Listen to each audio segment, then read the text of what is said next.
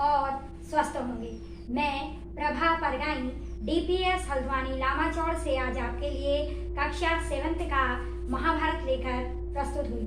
बच्चों, इससे पहले वीडियो में मैंने आपको महाभारत में बहुत सारे पात्रों के बारे में बताया, जिसमें कुंती, दुर्योधन, भीम, कर्ण, ये सारी पात्रों के बारे में मैंने आपको बताया। आशा है आपने मेरे वीडियो देखे होंगे और उन्हें पढ़ा भी होगा। तो बच्चों, आज का जो हमारा अगला टॉपिक है वो है, इसमें जो हम पढ़ेंगे, अब हम पढ़ेंगे आज इंद्रप्रस्थ शकुनी का प्रवेश। तो इससे पहले वीडियो में द्रौपदी स्वयंवर के बारे में मैंने आपको बताया। जैसे कि आपको पता है कि पांचाल नरेश की कन्या द्रौपदी का विवाह किस प्रकार संपन्न हुआ। जब वह वन में छिपे हुए थे तो उस समय पांचाल नरेश की कन्या द्रौपदी से पांचों पांडवों का विवाह हुआ। तो इस तरह एक एक करके पांचों पांडवों के साथ उनका विवाह कर दिया गया। तो वो सारी चीजें मैं आपको द्रौपदी स्वयंवर में पढ़ा चुकी हूँ। आज हम पढ़ेंगे इंद्रप्रस्थ, यानी कि वहां से लौटने के बाद जब उनका विवाह हो गया तो उसके बाद जब वह अपने राज्य हस्तिनापुर लौटे, तो हस्तिनापुर लौटने के बाद जब ये सारी चीजें, उनका आदर सत्कार किया गया, द्रौपदी का स्वागत किया गया, तो स्वयं धृतराष्ट्र ने यह निश्चय किया कि उनको इंद्रप्रस्थ दे दिया जाए। तो इंद्रप्रस्थ देने उनको एक अलग राज्य दे दिया जाए, क्योंकि उन्हें पता था कि अगर भाई भाई एक साथ रहें तो इनका बैर बढ़ जाएगा। तो उन्होंने उन्हें इंद्रप्रस्थ राज्य दे दिया और युधिष्ठिर ने खुशी खुशी स्वीकार किया और वहां जाकर उन्होंने इंद्रप्रस्थ को एक शक्तिशाली राज्य बनाया। तो जब उन्होंने उसे शक्तिशाली राज्य बनाया, उसके बाद उन्होंने ये प्रण किया कि मैं कभी भी अपने भाइयों के साथ अब बैर नहीं रखूंगा। जो भी दुर्योधन और मेरे अन्य भाई कहेंगे, मैं उनकी बात का आदर करूंगा, सम्मान करूंगा। यही बात उन्होंने अपने भाइयों से भी कही और सभी भाइयों ने यह निश्चय किया कि अब हम आपस में कोई भी बैर नहीं रखेंगे। परंतु दुर्योधन बहुत हठी था, उसको युधिष्ठिर का इंद्रप्रस्थ को शक्तिशाली बनाना स्वीकार नहीं हुआ, क्योंकि वह हमेशा से ही ईर्ष्या करता था उनसे। तो उसने कहा कि मैं उनको इंद्रप्रस्थ भी नहीं दूंगा। तो इस तरह दुर्योधन ईर्ष्या भाव रखने लगा। अगला जो हम पढ़ेंगे वो पढ़ेंगे शकुनी का प्रवेश। शकुनी का प्रवेश जो हम टॉपिक पढ़ेंगे, इसमें क्या होता है, शकुनी जो कि दुर्योधन के मामा था और ये जो भी सारी घटनाएं हो रही हैं, इसकी सारी जड़ शकुनी ही थे। तो उन्होंने बार बार दुर्योधन को समझाया कि उन्हें अपने राज्य में तुम खुश रहने दो, लेकिन दुर्योधन नहीं माने और उन्होंने कहा कि नहीं, मुझे यह स्वीकार नहीं है। तभी शकुनी ने कहा कि मैं एक ऐसी युक्ति तुम्हें बताऊंगा कि बिना युद्ध के ही तुम्हें क्या करना पड़ेगा, बिना युद्ध के ही युधिष्ठिर और पांचों भाई तुम्हारे पैरों के नीचे आ जाएंगे। तो इस तरह यह शकुनी के प्रवेश में आप ये सारी चीजें पढ़ेंगे। तो चलते हैं महाभारत में इंद्रप्रस्थ और शकुनी का प्रवेश, ये पढ़ना शुरू करते हैं। इंद्रप्रस्थ। द्रौपदी के स्वयंवर में जो कुछ हुआ था उसकी खबर जब हस्तिनापुर पहुंची तो विदुर बड़े खुश हुए। धृतराष्ट्र के पास दौड़े गए और बोले, पांडव अभी जीवित हैं। राजा द्रुपद की कन्या को स्वयंवर में अर्जुन ने प्राप्त किया है। पांचों भाइयों ने विधि पूर्वक द्रौपदी के साथ ब्याह कर लिया है और कुंती के साथ वे सब द्रुपद के यहाँ कुशल से हैं। यह सुनकर धृतराष्ट्र हर्ष प्रकट करते हुए बोले, भाई विदुर, तुम्हारी बातों से मुझे असीम आनंद हो रहा है। राजा द्रुपद की बेटी हमारी बहू बन गई है, यह बड़ा ही अच्छा हुआ। उधर दुर्योधन को जब मालूम हुआ कि पांडवों ने लाख के घर के भीषण आग से किसी तरह बचकर और 1 बरस तक कहाँ छिपे रहने के बाद अब पराक्रमी पांचाल राज की कन्या से ब्याह कर लिया है और अब वे पहले से भी अधिक शक्तिशाली बन गए हैं, तो उनके प्रति उसके मन में ईर्ष्या की आग और अधिक प्रबल हो उठी। दबा हुआ वैर कभी फिर से जाग उठा, यानी कि जो भी क्रोध दुर्योधन के मन में था वो शांत हो गया था उनकी मृत्यु की खबर सुनकर, लेकिन फिर से वह जाग उठा। दुर्योधन और दुशासन ने शकुनी को अपना दुखड़ा सुनाया। मामा अब क्या करें? अब तो द्रुपद कुमार धृष्टद्युम्न और शिखंडी भी उनके साथी बन गए हैं। उसके बाद कर्ण और दुर्योधन धृतराष्ट्र के पास गए और एकांत में उनसे दुर्योधन ने कहा, पिताजी, जल्दी ही हम ऐसा कोई उपाय करें जिससे हम सदा के लिए निश्चिंत हो सकें। धृतराष्ट्र ने कहा, बेटा तुम बिल्कुल ठीक कहते हो, तुम ही बताओ अब क्या करना चाहिए। दुर्योधन ने कहा, तो फिर हमें कोई ऐसा उपाय करना चाहिए जिससे पांडव यहाँ आए ही नहीं, क्योंकि यदि वे इधर आए तो जरूर राज्य पर भी अपना अधिकार जमाना चाहेंगे। इस पर कर्ण को हंसी आ गई। उसने कहा, दुर्योधन अब 1 साल बाहर रहने और दुनिया देख लेने से उन्हें काफ़ी अनुभव प्राप्त हो चुका है। एक शक्ति संपन्न राजा के यहाँ उन्होंने शरण ली है, जिस पर उनके प्रति तुम्हारा वैर भाव उनसे छिपा नहीं है। इसलिए छल प्रपंच से अब काम नहीं बनेगा। आपस में फूट डालकर भी उनको हराना संभव नहीं है। राजा द्रुपद धन के प्रलोभन में पड़ने वाले व्यक्ति भी नहीं। लालच देकर उनको अपने पक्ष में करने का विचार बेकार है। पांडवों का साथ वे कभी नहीं छोड़ेंगे। द्रौपदी के मन में पांडवों के प्रति घृणा पैदा हो नहीं सकती। ऐसे विचार की ओर ध्यान देना भी ठीक नहीं है। हमारे पास केवल एक ही उपाय रह गया है और वह यह है कि पांडवों की ताकत बढ़ने से पहले उन पर हमला कर दिया जाए। कर्ण तथा अपने बेटे की परस्पर विरोधी बातें सुनकर धृतराष्ट्र इस बारे में कोई निर्णय नहीं ले सके। वे पितामह भीष्म तथा आचार्य द्रोण को बुलाकर उनसे सलाह मशविरा करने लगे। पांडु पुत्रों के जीवित रहने की खबर पाकर पितामह भीष्म के मन में भी आनंद की लहरें उठ रही थीं। भीष्म ने कहा, बेटा, वीर पांडवों के साथ संधि करके आधा राज्य उन्हें दे देना ही उचित है। आचार्य द्रोण ने भी यही सलाह दी। अंग नरेश कर्ण ने भी इस अवसर पर धृतराष्ट्र के दरबार में उपस्थित थे। पांडवों को आधा राज्य देने की सलाह उसे बिल्कुल अच्छी न लगी। दुर्योधन के प्रति कर्ण के हृदय में अपार स्नेह था। इस कारण द्रोणाचार्य की सलाह सुनकर उसके क्रोध की सीमा न रही। वह धृतराष्ट्र से बोला, राजन, मुझे यह देखकर बड़ा आश्चर्य हो रहा है कि आचार्य द्रोण भी आपको ऐसी कुमंत्रणा देते हैं। राजन, शासकों का कर्तव्य है मंत्रणा देने वालों की नियत को पहले परख लें, फिर उनकी मंत्रणा पर ध्यान दें। कर्ण की इन बातों से द्रोणाचार्य क्रोधित हो गरज कर बोले, दुष्ट कर्ण, तुम राजा को गलत रास्ता बता रहे हो। यह निश्चित है कि यदि राजा धृतराष्ट्र ने मेरी तथा पितामह भीष्म की सलाह न मानी और तुम जैसों की सलाह पर चले तो फिर कौरवों का नाश होने वाला है।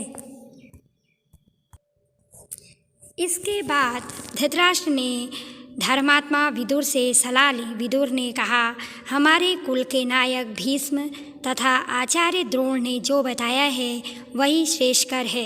कर्ण की सलाह किसी काम की नहीं है। अंत में सब सोच विचार कर धृतराष्ट्र ने पांडु के पुत्रों को आधा राज्य देकर संधि कर लेने का निश्चय किया। और पांडवों को द्रौपदी तथा कुंती सहित सादर लिवा लाने के लिए विदुर को पांचाल देश भेजा। विदुर पांचाल देश को रवाना हो गए। पांचाल देश में पहुंचकर विदुर ने राजा द्रुपद को अमूल्य उपहार भेंट करके उनका सम्मान किया और राजा धृतराष्ट्र की तरफ से अनुरोध किया कि पांडवों को द्रौपदी सहित हस्तिनापुर जाने की अनुमति दे। विदुर का अनुरोध सुनकर राजा द्रुपद के मन में शंका हुई। उनको धृतराष्ट्र पर विश्वास न हुआ। सिर्फ इतना कह दिया कि पांडवों की जैसी इच्छा हो वही करना ठीक होगा। अब विदुर ने माता कुंती के पास जाकर अपने आने का कारण उन्हें बताया। कुंती के मन में भी शंका हुई कि कहीं पुत्रों पर फिर कोई आफत न आ जाए। विदुर ने उन्हें समझाया और धीरज देते हुए कहा, देवी आप निश्चिंत रहीं, आपके बेटों का कोई कुछ नहीं बिगाड़ सकेगा। वे संसार में खूब यश कमाएंगे और विशाल राज्य के स्वामी बनेंगे। आप सब बेखटके हस्तिनापुर चलिए।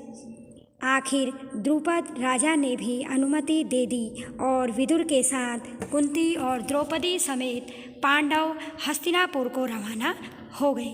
अब हस्तिनापुर में पांडवों के स्वागत की बड़ी धूमधाम से तैयारियां होने लगी, जैसे कि पहले ही निश्चय हो चुका था। युधिष्ठिर का यथाविधि राज्याभिषेक हुआ और आधा राज्य पांडवों के अधीन किया गया। राज्याभिषेक के उपरांत युधिष्ठिर को आशीर्वाद देते हुए धृतराष्ट्र ने कहा, बेटा युधिष्ठिर, आप मेरे अपने बेटे बड़े दुरात्मा हैं। एक साथ रहने से संभव है कि तुम लोगों के बीच बैर बढ़े। इस कारण मेरी सलाह है कि तुम खांडव प्रस्थ को अपनी राजधानी बना लेना और वहीं से राज करना। खांडव प्रस्थ वह नगरी है जो पुरु, नहुष एवं ययाति जैसे हमारे प्रतापी पूर्वजों की राजधानी रही है। हमारे वंश की पुरानी राजधानी खांडव प्रस्थ को फिर से बसाने का यश और श्रेय तुम ही को प्राप्त हो। धृतराष्ट्र के मीठे वचन मानकर पांडवों ने खांडव प्रस्थ के भग्नावशेषों पर, जो कि उस समय तक निर्जन वन बन चुका था, निपुण शिल्पकारों से एक नए नगर का निर्माण कराया। सुंदर भवनों, अभेद दुर्गों आदि से सुशोभित उस नगर का नाम इंद्रप्रस्थ रखा गया। इंद्रप्रस्थ की शान एवं सुंदरता ऐसी हो गई कि सारा संसार उसकी प्रशंसा करते न थकता। अपनी राजधानी में द्रौपदी और माता कुंती के साथ पांचों पांडव 23 बरस तक सुखपूर्वक जीवन बिताते हुए न्यायपूर्वक राज्य करते रहे। अगला है शकुनी का प्रवेश। एक दिन युधिष्ठिर ने अपने भाइयों से कहा, भाइयों, युद्ध की संभावना ही मिटा देने के उद्देश्य से मैं यह शपथ लेता हूँ कि आज से 13 बरस तक मैं अपने भाइयों या किसी और बंधु को बुरा भला नहीं कहूँगा। ये युधिष्ठिर ने अब निश्चय कर लिया था। सदा अपने भाई बंधुओं की इच्छा पर ही चलूँगा। मैं ऐसा कुछ नहीं करूँगा जिससे आपस में मनमुटाव होने का डर हो, क्योंकि मनमुटाव के कारण ही झगड़े होते हैं। इसलिए मन से क्रोध को एक बार निकाल दूँगा। दुर्योधन और दूसरे कौरवों की बात कभी न टालूँगा। हमेशा उनकी इच्छानुसार काम करूँगा। युधिष्ठिर की बातें उनके भाइयों को भी ठीक लगी। वे भी इसी निश्चय पर पहुँचे कि झगड़े फसाद का हमें कारण नहीं बनना चाहिए। उधर युधिष्ठिर चिंतित हो रहे थे कि कहीं कोई लड़ाई झगड़ा न हो जाए, और इधर राजसूय यज्ञ का ठाट बाट तथा यश समृद्धि का स्मरण ही दुर्योधन के मन को खाए जा रहा था। वह ईर्ष्या की जलन से बेचैन हो रहा था कि दुर्योधन ने यह भी देखा कि कितने ही देशों ने राजा पांडवों के परम मित्र बन गए। इस सबके स्मरण मात्र से उसका दुख और असह्य हो उठा। यानी कि वो उनके इंद्रप्रस्थ में जो उनके ठाट बाट होने लगे उससे भी जलने लगा। और अपने महल के एक कोने में इसी भांति चिंतित और उदास भाव से वह एक रोज़ खड़ा हुआ था कि उसे यह भी पता न लगा कि उसकी बगल में उसका मामा शकुनी आ खड़ा हुआ है। बेटा, यूँ चिंतित और उदास क्यों खड़े हो? तभी वहाँ शकुनी का प्रवेश होता है। कौन सा दुख तुमको सता रहा है? शकुनी ने पूछा। दुर्योधन लंबी सांस लेते हुए बोला, मामा, चारों भाइयों समेत युधिष्ठिर ठाट बाट से राज कर रहा है। यह सब इन आँखों से देखने पर भी मैं कैसे शोक न करूं? मेरा तो अब जीना ही व्यर्थ मालूम होता है। शकुनी दुर्योधन को सांत्वना देते हुए बोले, बेटा दुर्योधन, इस तरह मन छोटा क्यों करते हो? आखिर पांडव तुम्हारे भाई ही तो हैं। उनके सौभाग्य में तुम्हें जलन नहीं होनी चाहिए। न्यायपूर्वक जो राज्य उनको प्राप्त हुआ है उसी का उपभोग वे कर रहे हैं। पांडवों ने किसी का कुछ बिगाड़ा नहीं है। जिस पर उनका अधिकार था वही उन्हें मिला है। प्रयत्न करके यदि उन्होंने अपना राज्य तथा सत्ता बढ़ा ली है तो तुम जी छोटा क्यों करते हो? और फिर पांडवों की शक्ति और सौभाग्य से तुम्हारा बिगड़ता क्या है? तुम्हें कमी किस बात की है? द्रोणाचार्य, अश्वत्थामा तथा कर्ण जैसे महावीर तुम्हारे पक्ष में हैं। यही नहीं बल्कि मैं भीष्म, कृपाचार्य, जयद्रथ, सोमदत्त सब तुम्हारे साथ हैं। इन साथियों की सहायता से तुम सारे संसार पर विजय पा सकते हो। फिर दुख क्यों करते हो?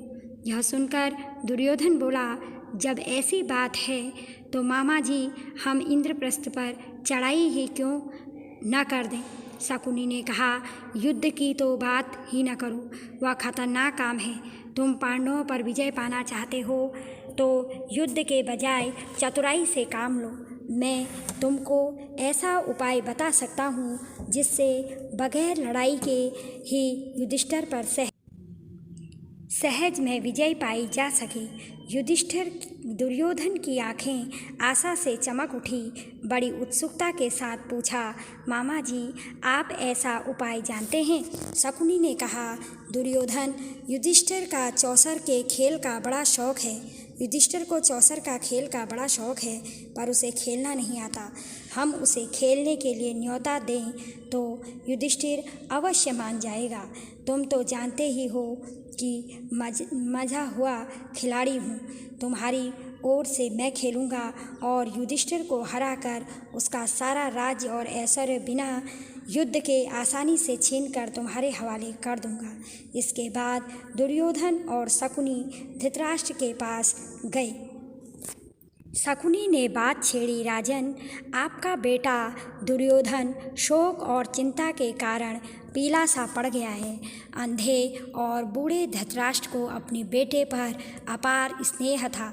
शकुनी की बातों से वह सचमुच बड़े चिंतित हो गए। अपने बेटे को उन्होंने छाती से लगा लिया और बोले, बेटा, मुझे तो कुछ समझ में ही नहीं आता कि तुम्हें किस बात का दुख हो सकता है।